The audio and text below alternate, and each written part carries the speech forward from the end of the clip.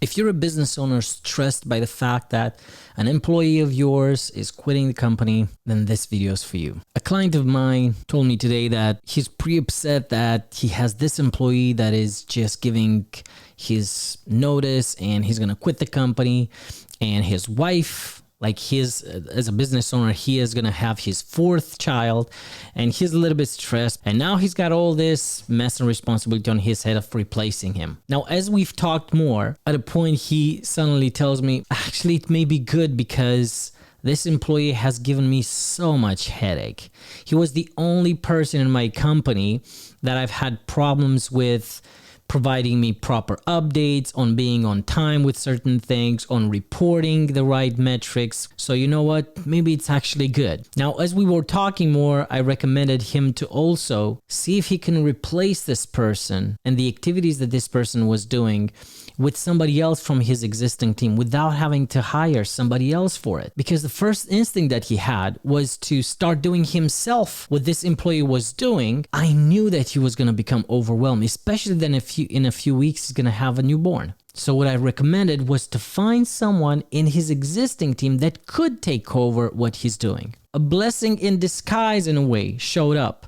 I recommended him that now is the time to think about any of the activities of this employee that were not properly streamlined, that were not properly documented. Now is the chance to go through everything and to improve how that employee was doing things, create some SOPs, some processes, some procedures. And when he's going to delegate to the other employee that is going to take over and that is going to ramp up and take over these activities, hand over to them these new SOPs, these new processes as well. So sometimes this is exactly what happens. Something seems like, oh my God, the world is collapsing. This is such a huge problem. And let's try to summarize exactly what happened. So this employee is quitting. So blessing number 1 is that he realized he's going to get rid of all the issues that he had with this employee. Secondly, now he realizes that he has the opportunity to improve how those activities were done.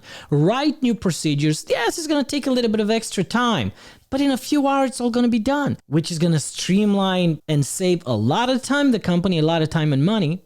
And thirdly, he can hand over those procedures to an existing employee. That means that he's not going to even have to have the replacement cost for the employee that is quitting. Of course, it may be more complicated sometimes, but at least you may have the opportunity to even subcontract someone from outside for way less money than paying an employee with benefits and everything else to do those things. I want you to open your eyes and open your mind and open your heart and see every single problem as a blessing in disguise, because truth is that this is what problems are.